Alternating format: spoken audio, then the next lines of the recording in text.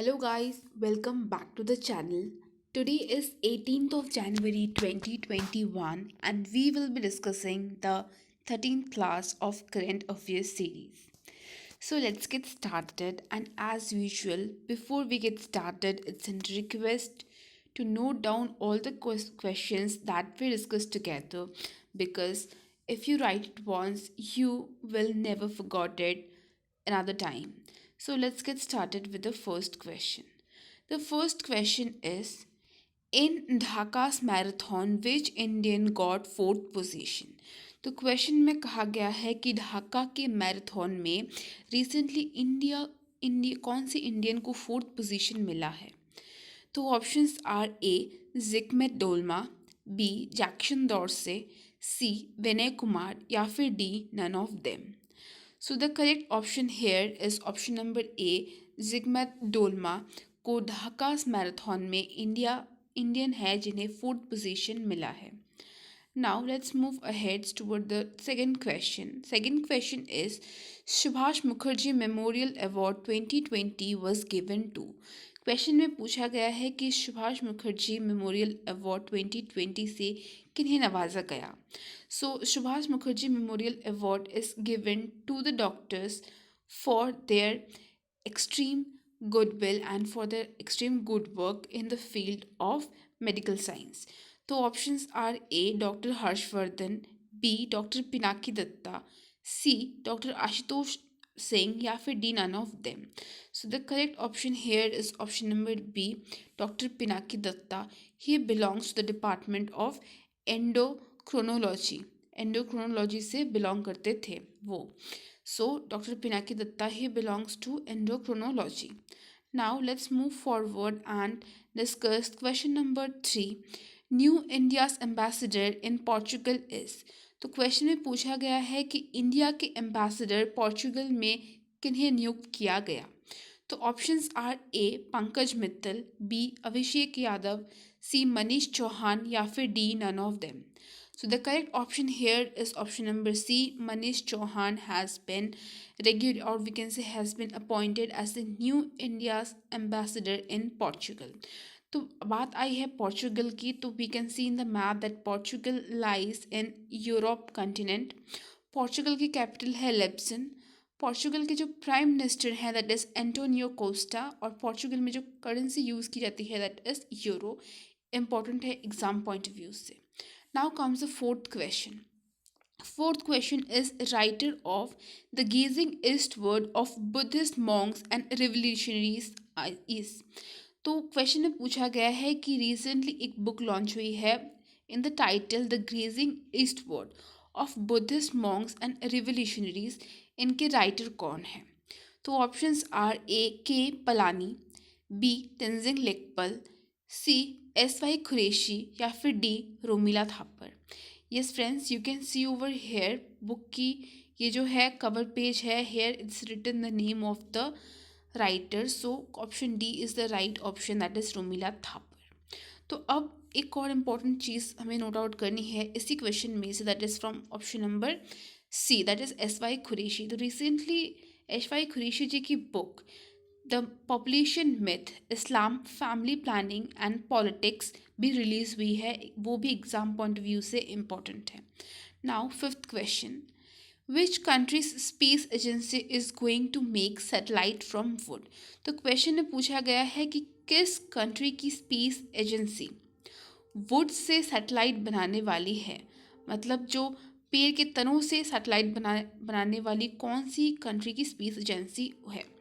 ये जो इनका जो प्रोजेक्ट है ये 2023 में लॉन्च करने का बात चल रहा है. तो options are A Japan, B North Korea, C China या फिर D Russia. So the correct option here is option number A Japan. तो जापान देश अब बात कर रहा है कि वो 2023 तक वुड से मेड सैटेलाइट को लॉन्च करेगा स्पेस में. नाउ आगे बढ़ते हुए with discussing the other space agencies. तो इंडिया की स्पेस एजेंसी को इसरो कहते हैं, जापान की स्पेस एजेंसी को जक्सा कहते हैं, देन अमेरिका की स्पेस एजेंसी को नासा, देन चाइना की स्पेस एजेंसी को CNSA के नाम से जाना जाता है, कोरिया के स्पेस एजेंसी को कैरी के नाम से जाना जाता है, रशिया की स्पेस एजेंसी को कॉस्मोस के नाम से जाना जाता है, फ्रांस की स्पेस एजेंसी को CNES के नाम से जाना जाता है और जर्मनी की स्पेस एजेंसी को DLR के नाम से जाना जाता है. All this are important as per exam point of view. Now comes the sixth question.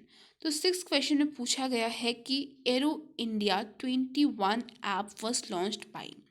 तो रिसेंटली एक ऐप लॉन्च किया गया है probably on 15th of January, जिस दिन हम मनाते हैं क्या, इंडियन आर्मी डे. जनवरी को लॉन्च किया गया है एरो इंडिया 21 ऐप. तो वो किन्होंने लॉन्च किया है, क्वेश्चन है ये.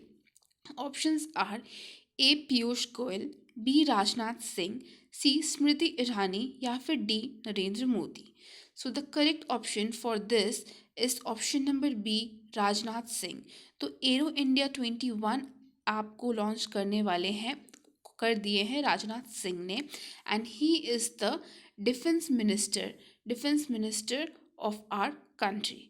अब हमें थोड़ा सा जानना है कि एरो इंडिया ऐप किस लिए लॉन्च हुआ है. तो रिसेंटली एरो इंडिया ऐप जो लॉन्च हुआ है उसका बेसिक मोटो है, जो फरवरी की फर्स्ट वीक में एक एग्जीबिशन होने वाला है on the topic of air India. India की जितने भी आर्टिलरीज है, there will be a very huge exhibition. You can visit the app and see it over there. तो उसी के थीम को रखते हुए, बरकरार रखते हुए एरो इंडिया 21 ऐप को लॉन्च किया गया है. Now comes the seventh question for discussion. Who has been selected as the vice chief of USIBC. तो USIBC के वाइस चीफ रिसेंटली किन्हें नियुक्त किया गया.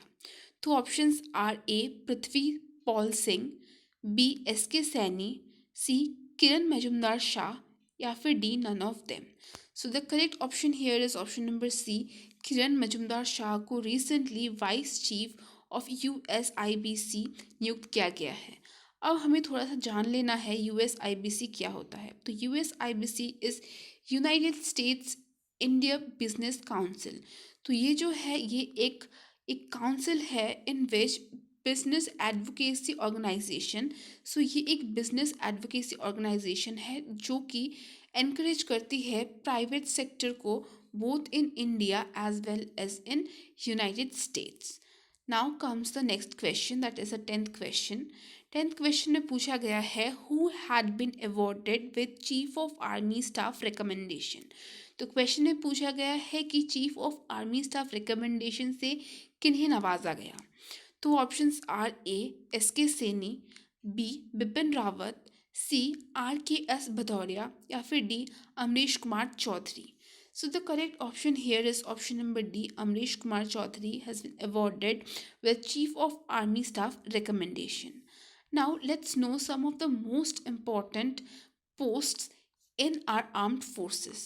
तो चीफ ऑफ डिफेंस स्टाफ जो कि रिसेंट पोस्ट स्टार्ट किया गया है, the first chief of defence staff and the present chief of defence staff both is Bipin Rawat.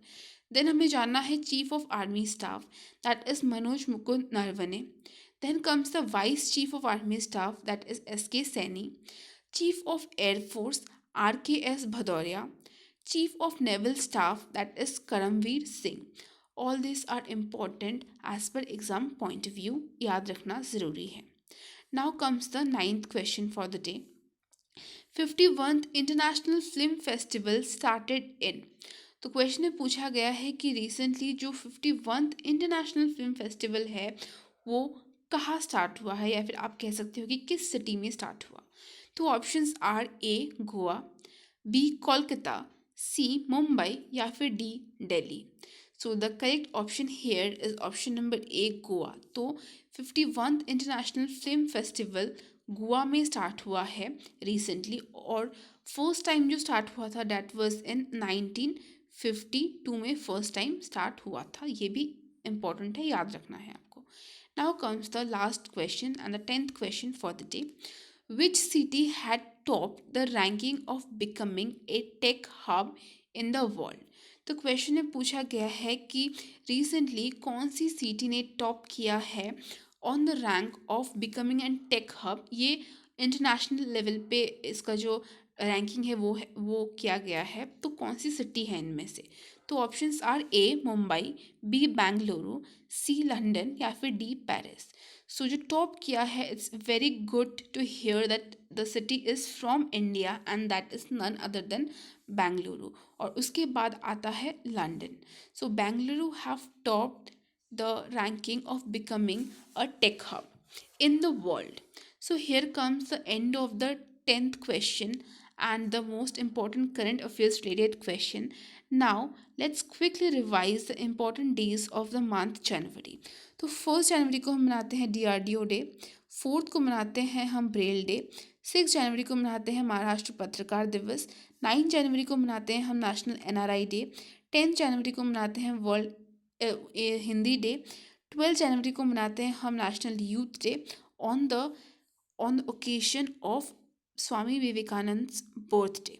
Then 5 जनवरी को हम मनाते हैं इंडियन आर्मी डे, 23 जनवरी को हम मनाते हैं सुभाष चंद्र बोस जयंती, 25 जनवरी को हम मनाते हैं नेशनल वोटर्स डे, 26 जनवरी को हम मनाते हैं रिपब्लिक डे। और इस बार रिपब्लिक डे के जो चीफ गेस्ट हैं that is Chan Santokhi, who is the president of सुरेना।